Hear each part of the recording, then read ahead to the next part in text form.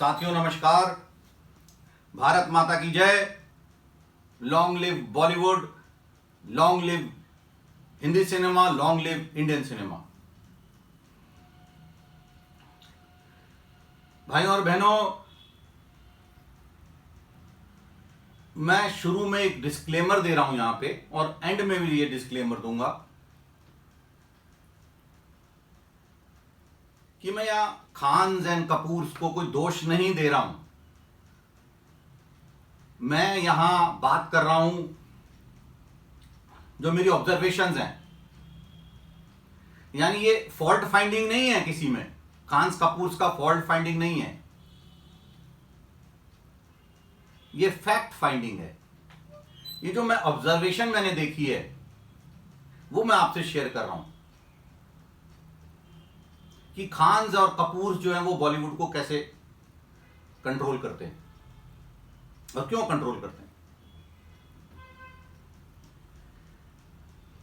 भाइयों और बहनों, ये एक सिंपल प्रोसेस है, एवोल्यूशन का प्रोसेस है, एरा का प्रोसेस है, परिवर्तन का प्रोसेस है, कालचक्र का प्रोसेस है, व्हील ऑफ टाइम का प्रोसेस है। ये उस कालचक्र में हैं हम कि बॉलीवुड परिवारवाद का एरा अब खत्म होने जा रहा है। अब देखिए कि ये भारत, सोने की चिड़िया भारत, आत्मनिर्भर भारत,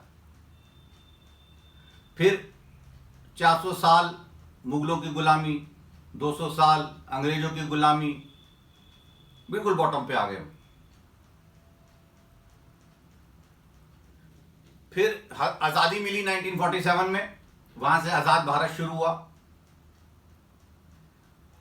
और मोदी जी आए तो आई एम न्यू इंडिया, नए भारत की इमारत रखी गई, शुरुआत करी गई। और अब 2019-20 के बाद आत्मनिर्भर भारत और फिर सोने की चिड़िया भारत। तो ये चक्र है, इस चक्र में हर सिस्टम चलता है।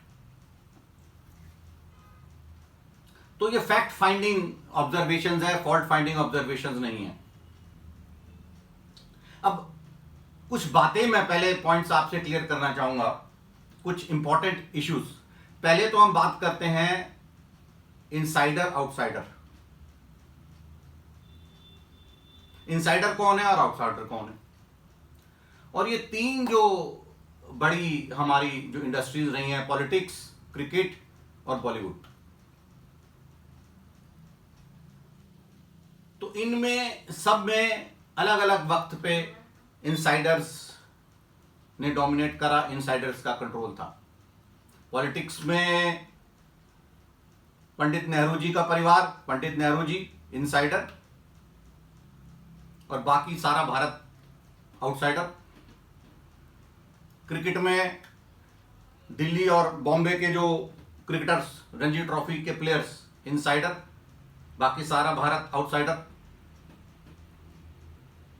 और इसी तरह बॉलीवुड में खान और कपूर परिवार इनसाइडर और बाकी सारा भारत आउटसाइडर।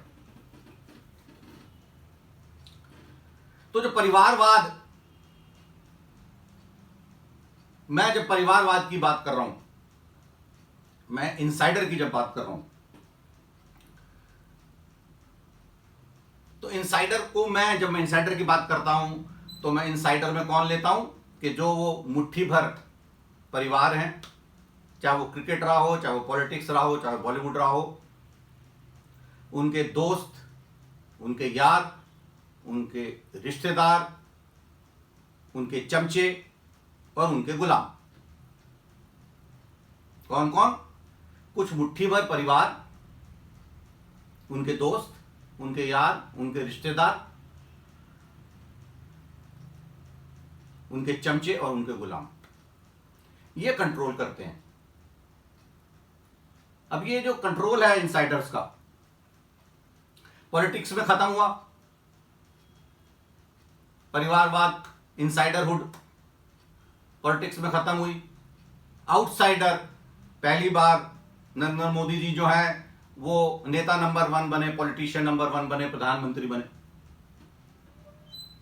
क्रिकेट में भी ऐसा हुआ कि जो दिल्ली बॉम्बे का जो डोमिनेशन था, आप देखिए 1983 के वर्ल्ड कप क्रिकेट में Kapil Dev Delhi area, Mohinder Amarnath Delhi area, Madan Lal Delhi area, Kirti Azad Delhi area, Yashpal Sharma Delhi area, Sunil Gavaskar Bombay area, Sandeep Patil Bombay area, Sunil Vengsarkar Bombay area, Ravi Shastri Bombay area, Balwinder Singh Sandhu Bombay area, इक्के दुक्के वो मद्रास से। तो ये इनसाइडर्स, डोमिनेशन ऑफ इनसाइडर्स। तो इनसाइडर आउटसाइडर। दूसरा, जब हम बात करते हैं नेपोटिज्म की, जो बात हो रही है, आज भी मैंने एक आर्टिकल पढ़ा शिफाली जी का, नेपोटिज्म तो हर इंडस्ट्री। देखिए, हम यहां टॉप लेवल की बात कर रहे हैं, top 11 position, top 11 politician, top 11 cricketers जो इंडियन टीम को रिप्रेजेंट करते हैं, टॉप 11 बॉलीवुड के हीरोज, हम टॉप 11 की बात कर रहे हैं। टॉप 11 में आउटसाइडर को घुसने ही नहीं दिया जाता था पहले क्रिकेट में। Dhoni is the actual rear, Mahendra Singh Dhoni, मैंने आर्टिकल भी पढ़ा कि वो पहले आउटसाइडर हैं जो टॉप 11 में और कैप्टन बने।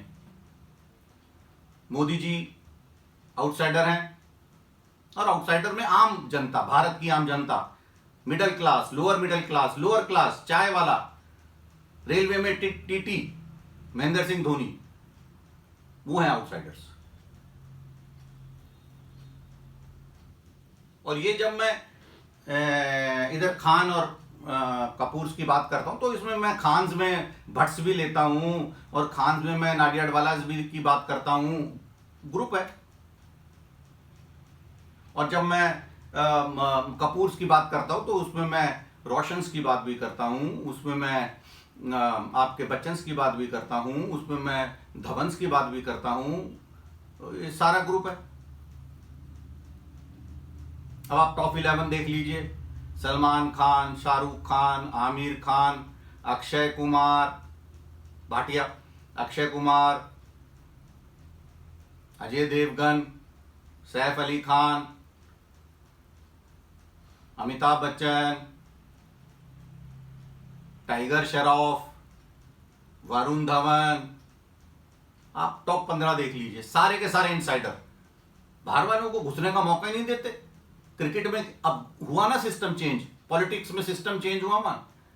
पॉलिटिक्स में टॉप 11 कोई परिवारवाद वाले नहीं है, क्रिकेट में टॉप 11 कोई परिवारवाद वाले नहीं, पूरे इंडिया का रिप्रेजेंटेशन है, पूरे भारत का रिप्रेजेंटेशन है।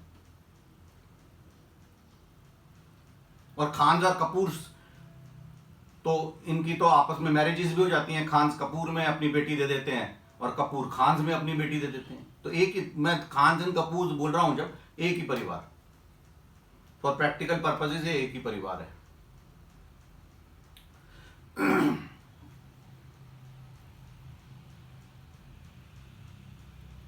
अभी ऐसा क्यों है, क्यों खान एंड कपूर बॉलीवुड को कंट्रोल करते हैं?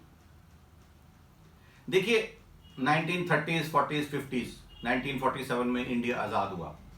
ये जो प्रोसेस है, जैसे क्रिकेट का प्रोसेस था, 1990 में जाके वो टूटा परिवारवाद, दिल्ली बॉम्बे का कंट्रोल टूटा।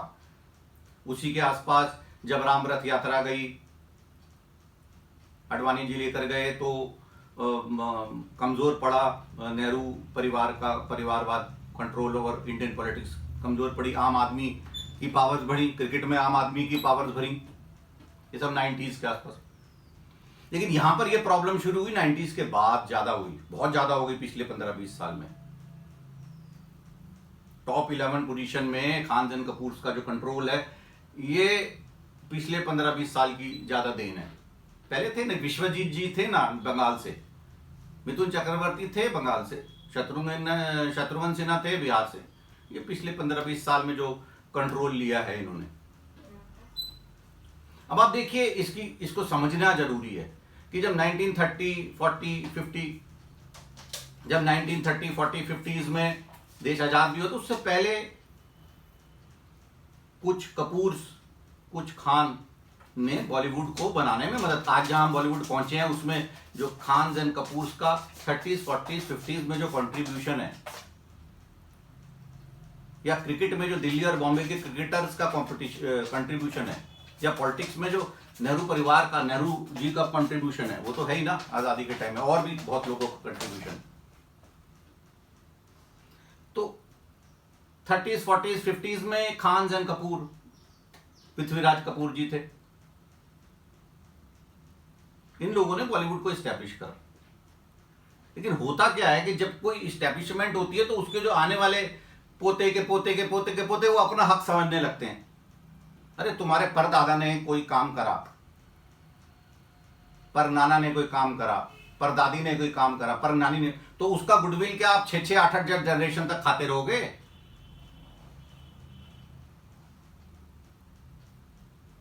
क्योंकि आपके परदादा ने देश को आजादी में मदद करी तो आप, अब राहुल गांधी जी हैं, उनके परदादा प्रधानमंत्री, उनकी इंदिरा जी प्रधानमंत्री, फिर राजीव गांधी प्रधानमंत्री, राजीव नेहरू गांधी प्रधानमंत्री। वो सोचते हो सिर्फ प्रधानमंत्री बनने के लिए, टॉप पोजीशन के लिए। मनमोहन सिंह जी की सरकार थी 10 साल, अरे टेक्सटाइल मिनिस्टर बन जाते, कुछ सीख लेते कैसे एडमिनिस्ट्रेशन होती है, कोई और मंत्रालय ले लेते, सीख तो जाते नहीं, बनेंगे तो सिर्फ प्रधानमंत्री। तो जब परिवारवाद इस लेवल पे पहुंच जाता है कि मैं तो टॉप 11 में ही आना है, मुझे तो सीधा नंबर 1 कैप्टन बनना है इंडियन टीम का, या मुझे बॉलीवुड का हीरो नंबर 1 बनना है, भले ही मुझे में टैलेंट है या नहीं है, कोई लेना देना नहीं, बस मैं परिवार, मेरे जो दादा ने करा मुझे उसका गुडविल, ऐसे नहीं होता है। एक स्टेज के बाद टैलेंट इंपॉर्टेंट हो जाता है, और टैलेंट के लिए कंपटीशन होता है, कंपटीशन से टैलेंट होता है। आज आप देखिए क्रिकेट में अंडर 12 खेलते हैं, फिर अंडर 15 खेलते हैं, फिर अंडर 19 खेलते हैं, फिर रणजी ट्रॉफी खेलते हैं, फिर जाके पता चलता है कि भाई हाँ भाई टॉप 11 के लायक हैं। टैलेंट क्रिकेट में तभी तो आया पूरी ऑल इंडिया का टैलेंट, परिवारवाद खत्म हुआ क्रिकेट में।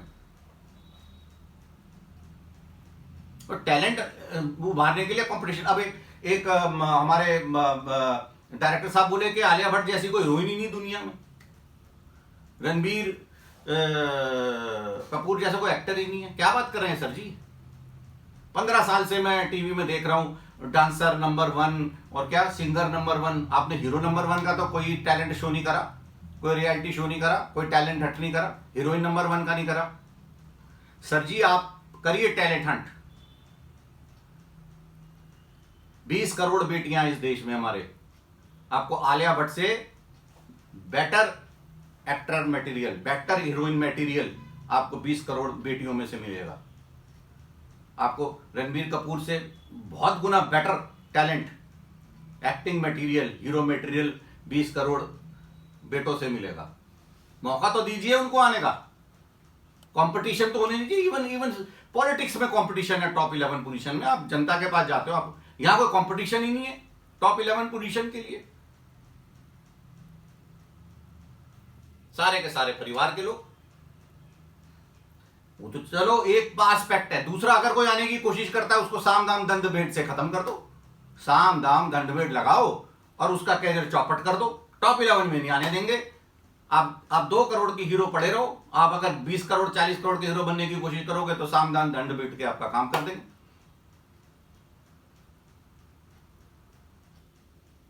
तो बॉलीवुड इनसाइडर्स आप समझो, बदल गया है हिंदुस्तान। पॉलिटिशियन नंबर 1, नेता नंबर 1 आम आदमी, चाय वाला नरेंद्र मोदी। क्रिकेटर नंबर 1 आम आदमी, TT, middle class, lower middle class का महेंद्र सिंह धोनी। इसी तरह अब हीरो नंबर 1 भी इस देश का एक आम आदमी, एक middle class, lower middle class का बनेगा। वो परिवर्तन अब आएगा, उसको कोई नहीं रोक सकता। और आप भी इसमें साथ दीजिए। आप भी टैलेंट को इंडिया से ढूंढ के लाइए, हीरो नंबर 1 बनाइए। अपने पूरे भारत को अपना परिवार समझिए।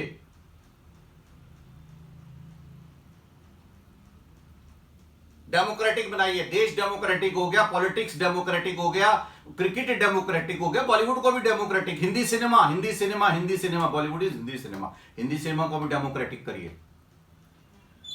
मैं एक टॉक देने वाला हूं, 17 स्टेप्स टू डेमोक्रेटिक बॉलीवुड। कैसे? और आपको कुछ नहीं करना है। जो क्रिकेट में आपने मॉडल इस्तेमाल करा है वही मॉडल आपको लाके हिंदी सिनेमा में लगा देना है। Same model. कैसे? मैं अपने अगले टॉक में आपसे अपने विचार शेयर करूंगा। भारत माता की जय। Long live Bollywood, long live Hindi cinema, long live Indian cinema. नमस्कार।